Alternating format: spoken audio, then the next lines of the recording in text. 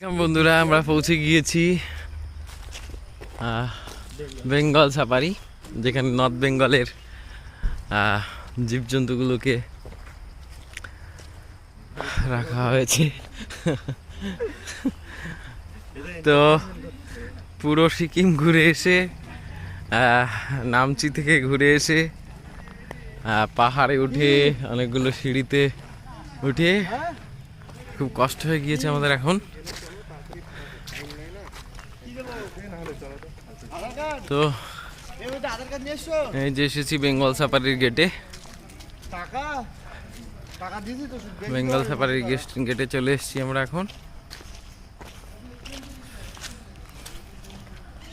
তো বন্ধুরা এখন এখান থেকে আমরা টিকিট কেটে ঢুকে যাব।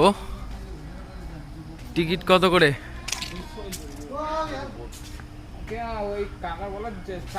Per head ticket? আচ্ছা, তো বন্ধুরা আমরা টিকিট কাউন্টারে এখানে এসেছি। তো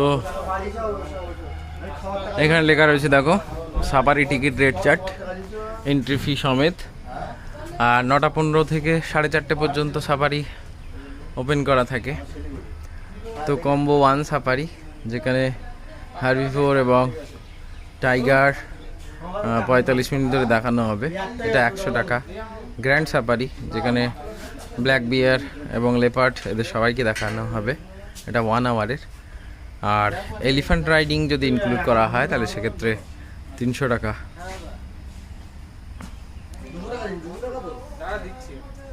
তো এখানে একটা বোর্ড রয়েছে, দেখো, বেঙ্গল সাফারির বোর্ড। এখানে কি কি পশু প্রাণী তোমরা পাবে।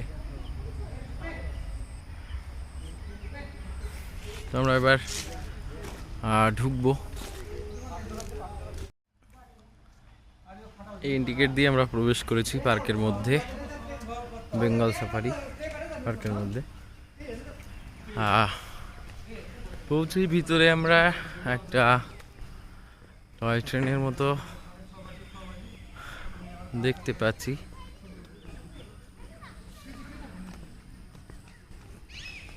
এটার নিচে চাকাগুলো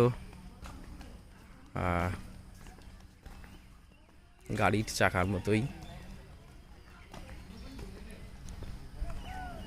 তো বন্ধুরা এই যে টয় ট্রেনের সামনেটা।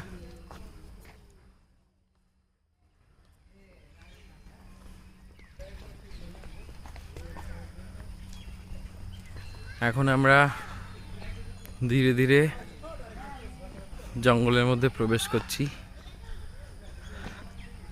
আমাদের অরিন্দম খুব কষ্ট করে হাঁটছে, পায়ে ব্যথা হয়েছে, আমারও তাই, একটু কেটেও গিয়েছে, ওর তো এমনিতেই কাটা ছিল, একটু কষ্ট হয়ে যাচ্ছে। তো এখানে জঙ্গলের মধ্যে দেখো বসার জন্য লো হাইটের ওয়াচ টাওয়ার মতো রয়েছে। তো এই রাস্তা দিয়ে আমরা সামনে ডিপ ফরেস্টের মধ্যে যাচ্ছি, যেখান থেকে সাফারির গাড়িগুলো ছাড়বে। তো সাফারিতে চড়ার আগে তোমরা যেটা মনে রাখবে যে সাফারির টাইমিংগুলো, নাহলে হঠাৎ করে দেখালো দুপুরে তোমরা চলে এলে, যে সময় তোমরা এলে দেখালো 45 মিনিট বা তারও পরে সাফারির গাড়িটা ছাড়বে, তখন সমস্যা আর সম্মুখীন হতে পারো যদি টাইমিং শর্ট থাকে, অর্থাৎ হাতে কম সময় নিয়ে আসো। তো যার জন্য ওটা অনলাইনে দেখা যায়। তো অনলাইনে ওটা দেখে নিয়ে তবেই এসো। ওটা আমরা ভুল করে ফেলেছি, আমরা দেখেও ছিলাম কিন্তু এড়িয়ে গিয়েছি, যার জন্য আমাদের অনেকটা সময় নষ্ট হয়ে গেল।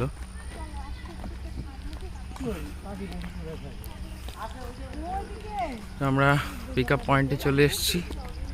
এখান থেকে মেন সাফারির গাড়িগুলো ছাড়বে, আমরা এই গাড়িগুলোতে চড়ে বসবো। এবার আমরা 1 ঘন্টা সাফারি নিয়েছি, যেটা পার হেড 200 টাকা করে পড়েছে।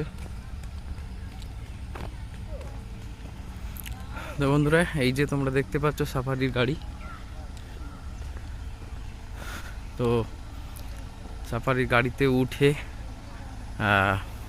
যতটা সম্ভব তোমাদেরকে দেখানোর চেষ্টা করব।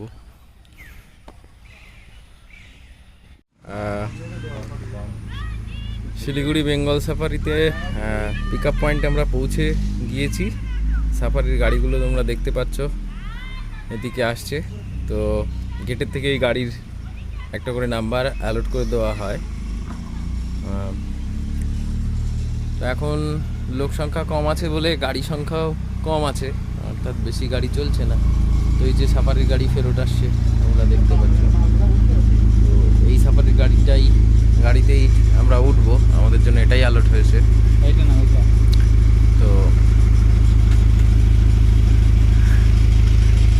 তো এবার গাড়িতে উঠে আমরা ভিতরে যতটা সম্ভব ভিউ এবং জীবজন্তুর দেখা মিললে সেগুলো তোমাদের অবশ্যই দেখাবো। তো চলো গাড়িতে বসেই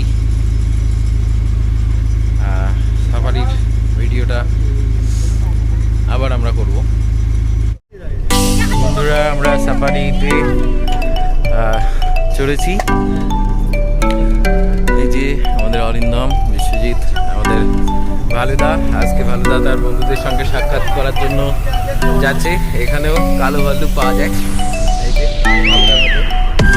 ভালুদা দেখা যাক আজকে বন্ধুদের সঙ্গে